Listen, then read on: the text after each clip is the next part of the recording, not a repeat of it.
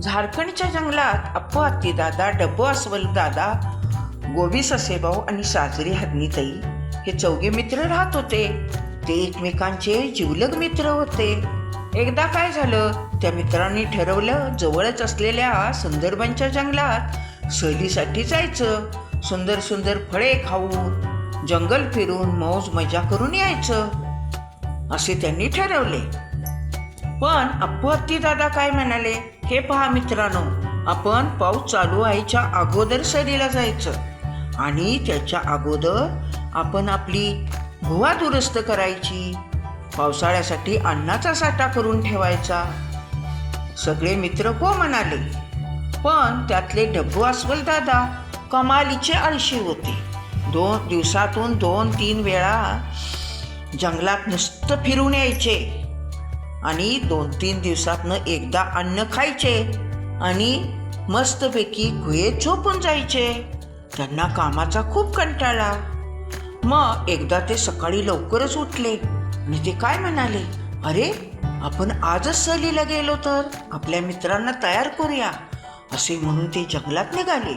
त्यांनी पाहिलं साजरी हरणीताई पाठीवर वेलीच्या जाळी केलेली होती वेलीची आणि त्यात फळे घालून ती पाठीवर घेऊन निघाली होती. तेव्हा त्यांच्या मनात काय आलं, अरे साजरी हरणीताईला आपण जर मदत केली तर ती सहलीला आज यायला तयार होईल. म्हणून ते काय म्हणाले, अगं साजरीताई, कशाला एवढं ओझं घेतले आहेस, मी घेऊ का? नको रे डब्बू दादा, मी नेते. अगं पण एवढी फळे, अरे पावसाळ्यासाठी अन्न साठवायला पाहिजे आणि आपल्याला त्याच्या अगोदर सहलीलाही जायचं आहे. बर ठीक आहे, दे माझ्याकडे थोडी असे म्हटल्यावर साजरीने वेलीची दुसरी जाळी काढली आणि त्यात थोडी फळे घालून डब्बू अस्वल दादांच्या पाठीवर दिली.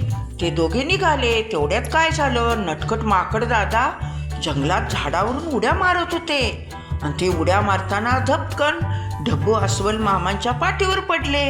त्यामुळे सगळी फळे घसरत घसरत खाली दलदलीत गेली आणि डब्बू अस्वल मामांच्या पाठीला मुका मार लागला.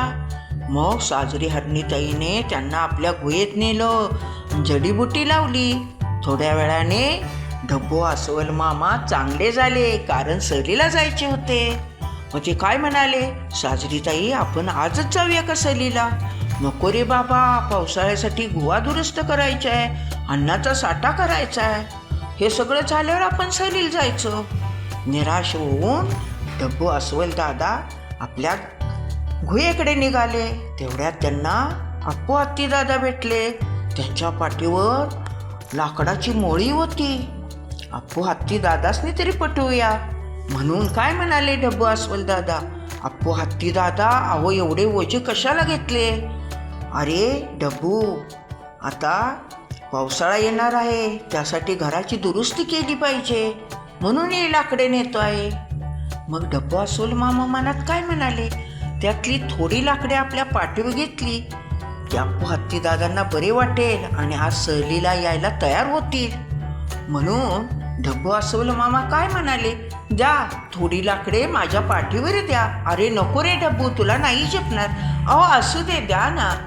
असं म्हटलं अप्पू हत्तीदादांनी थोडी लाकडे डब्बू अस्वलदादांच्या पाठीवर दिली. पण त्याचं ओझं झेपत नव्हतं.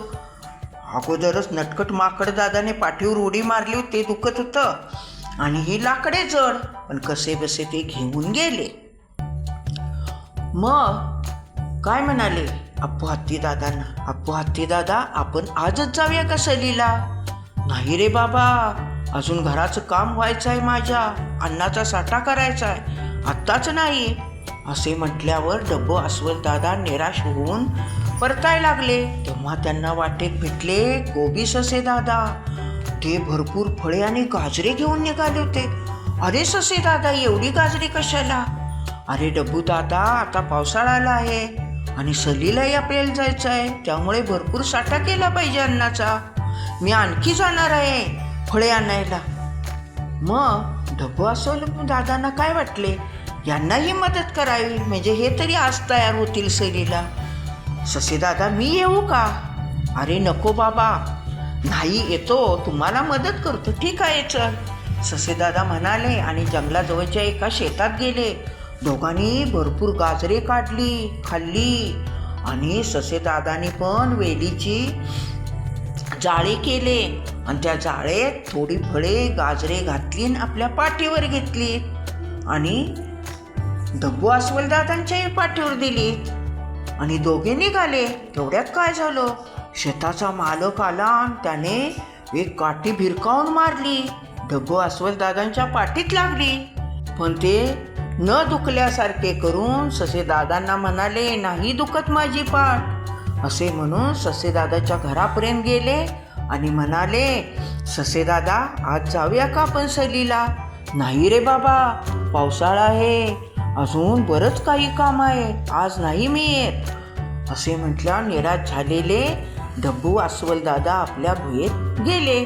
आता म्हणाले, कोणताही प्राणी येणार नाही, आपण गुहेत निवांत झोपायचं. आणि तेवढ्यात पावसाला सुरुवात झाली. धो धो धो पाऊस पडायला लागला, वारा सुटला. पण डब्बू अस्वल मामा आपल्या गुहेत निवांत झोपले आणि त्यांची झोप लागली आणि कसल्याशा आवाजानं जाग आली.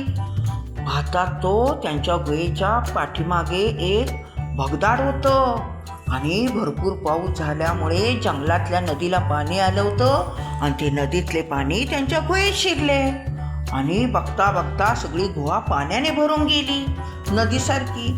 पटकन डब्बू अस्वल मामा बाहेर आले. घाबरून ते सगळ्यांच्या गुहेपुढे गेले, पण कोणत्याही प्राण्याने त्यांना आत बोलवले नाही. सगळे प्राणी निवांत आपापल्या गुहेत बसले होते. मग ते गोबी ससेदादांच्या गुहेजवळ गेले. गोबी ससेदादा पटकन बाहेर आले. अरे डब्बू दादा, हे काय झाले? काही नाही रे, माझ्या गुहेत पाणी शिरले. अरे पण ते कसे काय? अरे काय सांगू, माझ्या घराला पाठीमागून भगदाड होतं, मी दुरुस्त केलं नाही, त्याची शिक्षा मला मिळते. मला भूकही खूप लागल्या. ससेदादा म्हणाले, चल माझ्या गुहेत. ससेदादांनी त्यांना भरपूर गाजरे टॅमॅटो खायला दिली आणि इथंच राहा म्हणून सांगितलं. पण डब्बू अस्वल मामा नाही म्हणाले आणि ते बाहेर आले. तेवढ्यात समोरून अप्पू हत्तीदादा आले आणि म्हणाले, अरे डब्बू अस्वल मामा, चला माझ्या घरात राहायला, माझं घर तयार झालं आहे. अरे पण हत्तीदादा नाही. हत्तीदादा म्हणाले, नाही डब्बू अस्वल दादा, कसं आहे माहिती आहे का, मला माहिती आहे तू कमालीचा आळशी आहे. तुझी गुहाही दुरुस्त केलेली नसणार आणि फळांचा संचयही केलेला नाहीस तू, मला माहिती होतं, चल माझ्या घरात राहायला. असे म्हणून हत्तीदादा डब्बू अस्वल मामांना आपल्या घरात घेऊन गेले. त्यांचे छानपैकी घर बांधून झाले होते. मग डब्बू अस्वल मामाला अप्पू हत्तीदादा म्हणाले, अरे डब्बू, तू मला लाकडे आणायला मदत केलीस घरासाठी, गोबी ससेदादाला गाजरे टॅमॅटो आणायला मदत केलीस, मग आम्ही तुला मदत करायला नको का? तू आयशा हेच आम्हाला माहीत आहे. पण मग डब्बू अस्वल मामा म्हणाले, चुकलो मी अप्पू हत्तीदादा, मी आता असा कधी वागणार नाही, माझा आळस सोडून देणार, आजपासूनच मी उद्योगाला लागतो. मग अप्पू हत्तीदादा म्हणाले, हे बघ डब्बू, कोणतंही संकट यायच्या अगोदर ते संकट कसे घालवता येईल याची तयारी आपण करावी. हो बरोबर आहे तुमचं, मी आत्ताच कामाला लागतो. असे म्हणून डब्बू अस्वल मामा जंगलात फळे आणण्यासाठी निघून गेले. पाऊसही थोडा थांबला होता. म्हणून कधी पाण्याच्या आधी वळण बांधावे, म्हणजे संकट यायच्या अगोदर ते कसे घालवता येईल याची तयारी करावी. हा व्हिडिओ आवडला असेल तर आपल्या आजीच्या गोष्टी चॅनलला लाईक करा, शेअर करा आणि सबस्क्राईब करा.